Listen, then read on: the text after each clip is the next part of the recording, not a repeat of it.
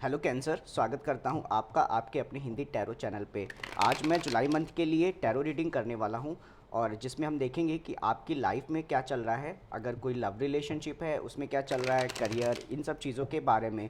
पर उससे पहले मैं आपको आपकी कैरेक्टरिस्टिक्स के बारे में बताना चाहता हूं ताकि आपको आपके बारे में थोड़ी सी अच्छी जानकारी हो जाए। तो कैंसर पीपल काफ़ी इमोशनल होते हैं। ओके, इमोशंस उनके काफ़ी हाई होते हैं और वो जिनसे भी कनेक्टेड होते हैं वो इमोशनली काफ़ी अच्छे से कनेक्टेड होते हैं।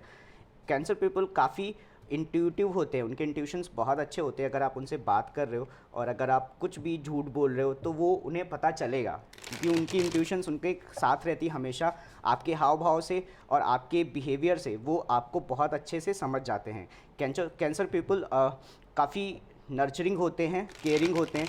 उनके आसपास के जो लोग हैं, जो फैमिली है, उसका काफ़ी ख्याल रखते हैं, वो काफ़ी ध्यान रखते हैं और काफ़ी केयर करते हैं। तो कुछ और ट्रेट्स हैं, पर उससे पहले मैं चाहता हूं कि हम अपनी टैरो रीडिंग स्टार्ट कर दें। बीच बीच में मुझे जैसे भी टाइम मिलेगा मैं आपको आपके ट्रेट्स के बारे में बताता रहूँगा। तो पहला कार्ड है six of swords. Six of swords का मतलब हो गया कि आपके दिमाग में ना कई सारी चीज़ें चल रही हो सकती हैं जिनसे आप शांति चाहते हो।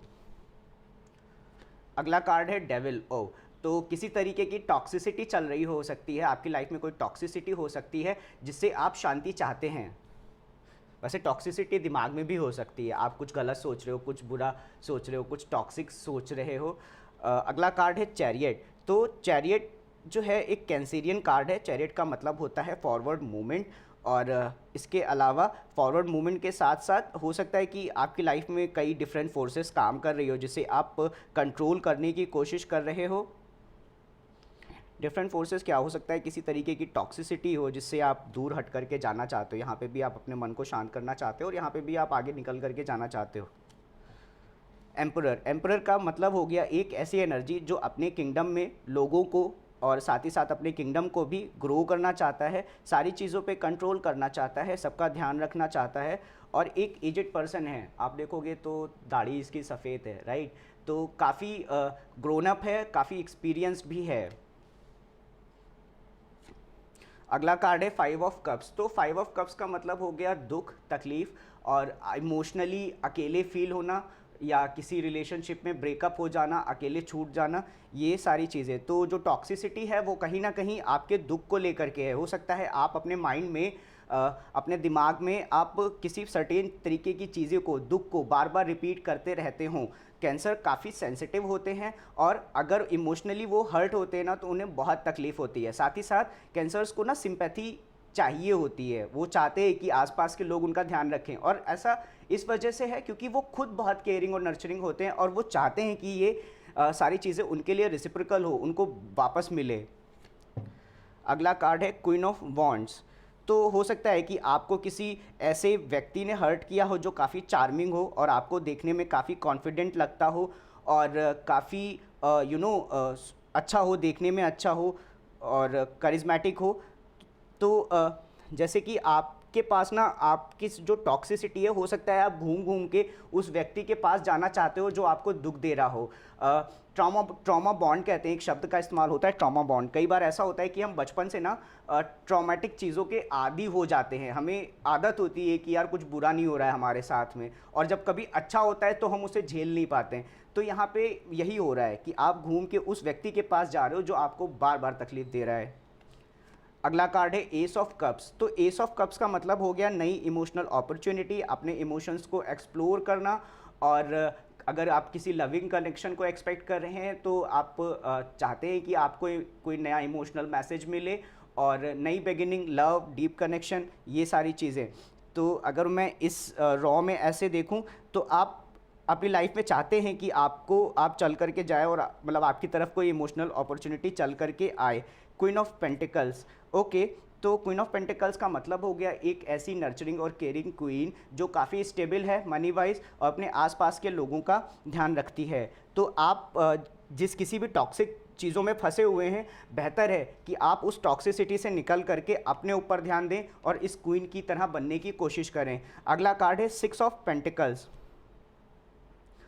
तो जो जैसे मैंने बोला कि यहाँ पे आप घूम घूम के एक व्यक्ति के पास जाने की कोशिश कर रहे हो, आप चाहते हैं कि उनसे जो भी रिलेशनशिप है वो रिसिप्रोकल हो, बोथ साइड हो, बैलेंस हो, फेयर हो। ओके, अगर आप इस कार्ड को देखोगे तो ये इसके तराजू में आप देखो इक्वल है, और ये दोनों लोगों को, इन दोनों को इक्वली अपने कॉइन्स डिस्ट्रीब्यूट कर रहा है। तो आप इस रिलेशनशिप में चाहते हो कि चीज़ें इक्वल हो, फेयर हो, बैलेंस हो।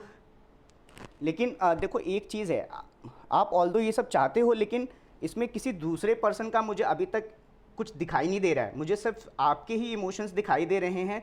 हाँ, और टॉक्सिसिटी दिखाई देती है कि आप बार बार घूम करके वहाँ जाने की कोशिश कर रहे हो। पर ओवरऑल जो सिचुएशन है ना, द सन टैरो में हैप्पीनेस को बताता है, और जो सबसे इंपॉर्टेंट कैरेक्टर है सन का, वो ये बताता है कि अगर कोई भी चीज़ें आपकी लाइफ में चल रही जो हिडन है, ये उसे इल्यूमिनेट कर देगा, राइट।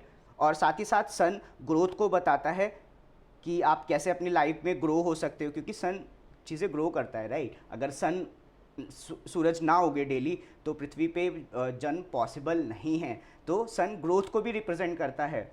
अब जैसे मैं बता रहा था कि आपको आपके कैरेक्टरिस्टिक्स के बारे में बताऊंगा, तो कैंसर पीपल काफ़ी प्रोटेक्टिव होते हैं, अपने जो उनके खास लोग हैं ना, जिनसे वो प्यार करते हैं, उनको लेकर के वो काफ़ी प्रोटेक्टिव होते हैं और काफ़ी लॉयल होते हैं। लॉयल्टी जो होती है कैंसर का एक बहुत मेन कैरेक्टरिस्टिक्स होता है। अगर वो किसी से प्यार करते हैं या किसी से रिलेशनशिप में है, फ्रेंडशिप में है, तो वो काफ़ी लॉयल रहते हैं उनके लिए। अभी हम कार्ड को धीरे धीरे करके क्लैरिफाई करना शुरू करते हैं। तो आप दूर जाना चाहते हो, 4 ऑफ वॉन्ड्स। ओके, आप चाहते हो कि आपकी लाइफ में हैप्पीनेस आए और आप अपनी हैप्पीनेस की तरफ बढ़ करके जाना चाहते हो। 4 ऑफ वॉन्ड्स का मतलब हो गया फैमिली में कोई फंक्शन और फैमिली में खुश रहना, दोस्तों के साथ खुश रहना, ये सब। टॉक्सिसिटी क्या है? Toxicity emperor. ओ, तो आप हो सकता है बहुत ज़्यादा कंट्रोलिंग हो, आप सामने वाले को कंट्रोल करने की कोशिश कर रहे हो।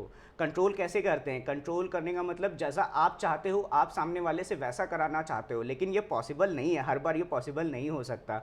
लोग हमारी मर्जी से क्यों चलेंगे?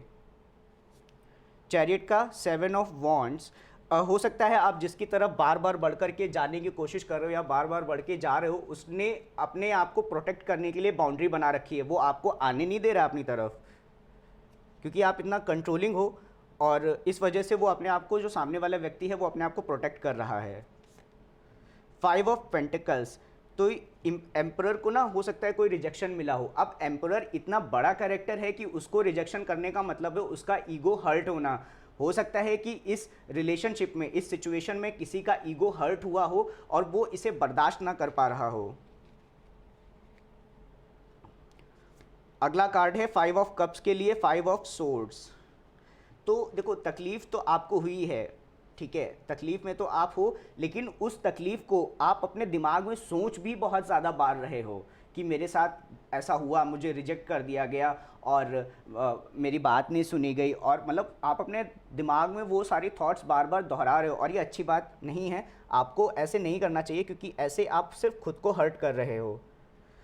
क्वीन ऑफ वॉन्ड्स क्लैरिफाई होता है 9 ऑफ कप से। तो आप जिसके साथ रिलेशनशिप में जाना चाहते हो, शायद वो इस समय सिंगल है, पर ये भी हो सकता है 9 of cup single, emotionally single होने को बोलता है और इमोशनली इंडिपेंडेंट होने को बोलता है। मतलब इमोशनली वो किसी पे डिपेंडेंट नहीं है, इसका मतलब सिंगल है, राइट।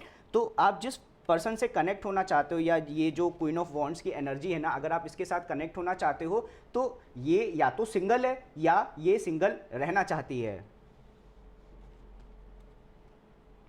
और आपको पता होगा कि ये सामने वाला सिंगल है, इसीलिए आप बार बार उसको अप्रोच करने की कोशिश कर रहे हो। मैं आपको एक सजेशन दूंगा, अगर ये आपकी रीडिंग है और आप इस सिचुएशन से रिलेट कर पा रहे हो, तो कुछ समय के लिए सामने वाले को छोड़ करके देखो। अगर वो आपको वाकई में मिस करता होगा तो वो ज़रूर आपके पास आएगा, पर अगर आप ऐसे बार बार पीछे लगे रहोगे तो ये रिलेशनशिप पॉसिबल नहीं है। अगला कार्ड है S of wands. S of cups clarify होता है एस ऑफ वॉन्ड्स से। तो एस ऑफ वॉन्ड्स का मतलब हो गया नई इमोशनल अपॉर्चुनिटी, तो एस ऑफ कप्स हो गया, लेकिन नई बिगिनिंग, क्रिएटिव न्यू बिगिनिंग और इंस्पिरेशन और नए डिज़ायर, नया पैशन, ये सारी चीज़ें। तो आप अपनी लाइफ में ना नया इमोशनल कनेक्शन तो ढूंढ ही रहे हो, पर साथ साथ आप ये भी सोच रहे हो कि ऐसा व्यक्ति आपको मिले जो आपके पैशन को जगाए, आपके पैशन को इग्नाइट करे।